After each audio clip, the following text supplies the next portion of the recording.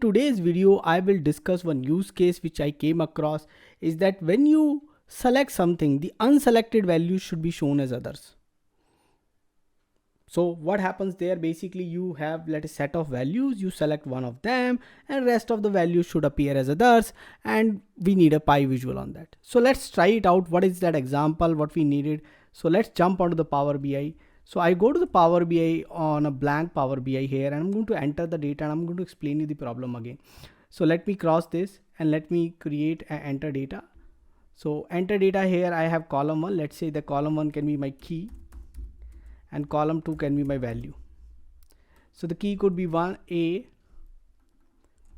B and C, and the value can be 100, 80 and 70, let's say. So 250 is the total I'm targeting, and let me give the name of the table as data and let me load it. Now let me create a pie visual on this.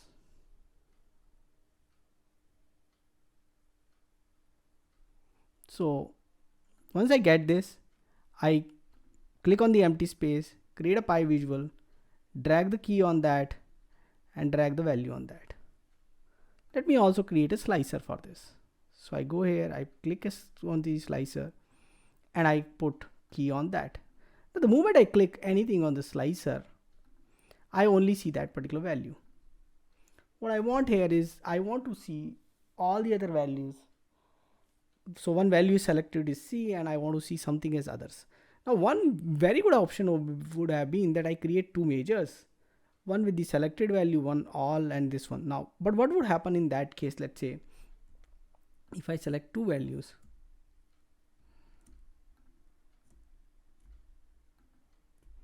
then I will have only one measure which is showing me the selected values. Okay. Now, then how to do that? So what I thought about this, let me create one more table which contain all these values of the keys and plus others. Okay.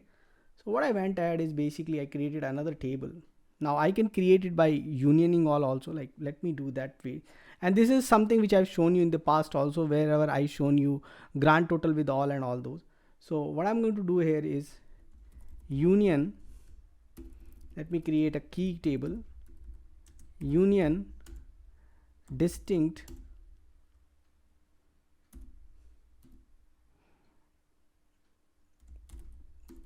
data key, and then I can add a value basically here which is nothing but row, and in the row I can say key comma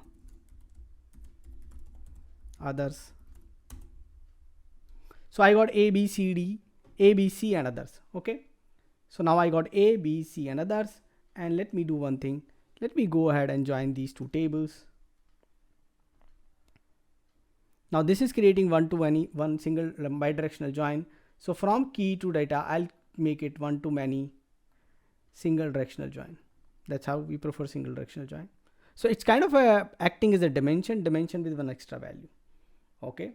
So now I got this one, and my key is still on ABC, but what I do here is basically I put this key and I put value. So I got ABC only, and I put a pie visual.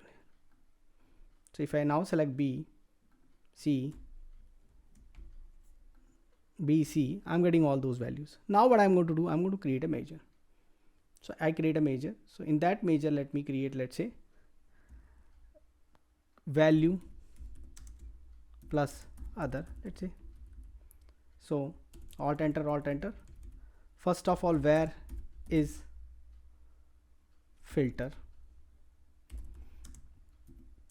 So we say calculate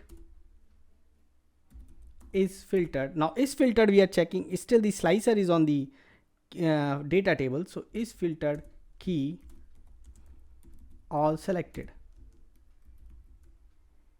That's one, return. Now what I want here is if is filtered. If it is filtered, then I want some action. If it is not filtered, then I want a different action. So when it is filtered, what I want, calculate sum of data value all on the data minus, and when I want this value, all selected, when I want this value, that's another question, isn't it? And I say all selected. Now I want this value in the other column, the overall value minus the all selected value I want in the other value. So I say if max of, or selected value, you can say if max of key, and I know I'm going to use this into my visualization, is equal to others, or other, whatever value we take.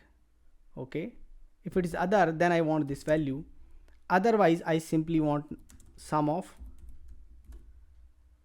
data comma value, and this is also true for the else part, which is the else part of the first one, that when it is not filtered, I also want the same value, isn't it? So when it is filtered, then I check for others. If it is others, then I give the remaining value of all and all selected difference. Otherwise I give you the same value. And also for if it is not filtered, then it is sum. Now let's check out what is the other, or it is others. It is others actually. So let's copy this and put it to our formula. So go here and let me make it others. Now once this is done, we come to this visual, and in this visual, instead of this, let's use this and remove this. Now doesn't see any difference now, but when I say C, now you see 70 is selected and 180 is, which is unselected. When I see B 80, and when I say A 100 is selected and others.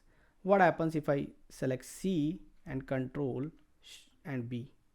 See, I see B, C and 100 is others. So you have 4 values or 5 values. That's going to help out. Now this was a challenge if I simply create 2 measures. The ideal way is basically what we do is just create 2 values, measures, and then you can do it. But that could, when you have a couple of measures in pi visuals, the legend might not behave in the same manner. So you only need measures. So that idea will not work out.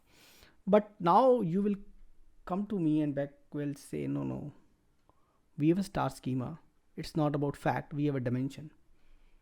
So the problem now comes in that you already have a dimension. So you will go and say that no, I already have a dim key. So I already have a dim, which is nothing but distinct keys. So I already have a dimension like that. And this is not my model. My model is key joined with key,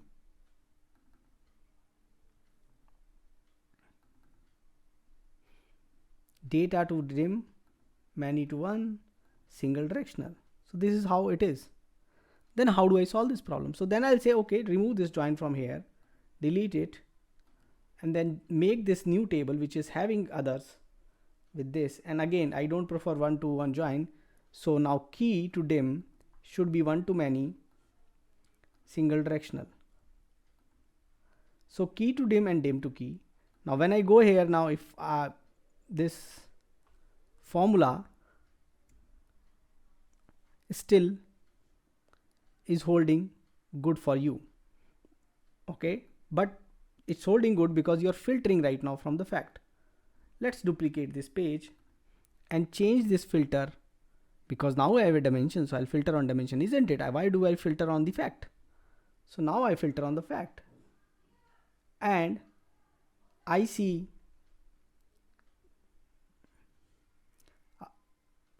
C, and I want this key field.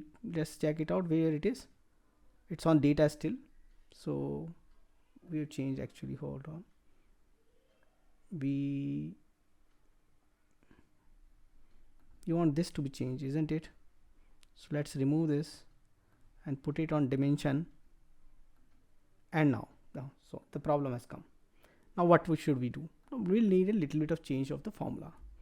So I'll create this formula again, because now filter is changed. Now no more that one is filtering, so 2, and the change here is now this is not data key which is filtering. Now the filter is happening on the dim. So dimension keys filtering. Do we need more changes in the formula? We'll check it out later, but right now we go here and we'll replace this value with others. Now you start seeing the others again, and let me say control B. I see 3 values, only B. I see 2 values, 170. My total is 250. A, again my total is 250.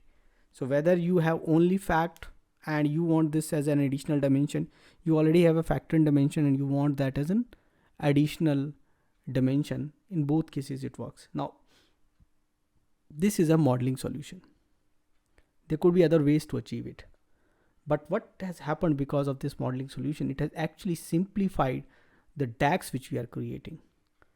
So just a small tweak into the model has given us a real nice solution. So go ahead and try this out. Thanks for watching this video. Thank you.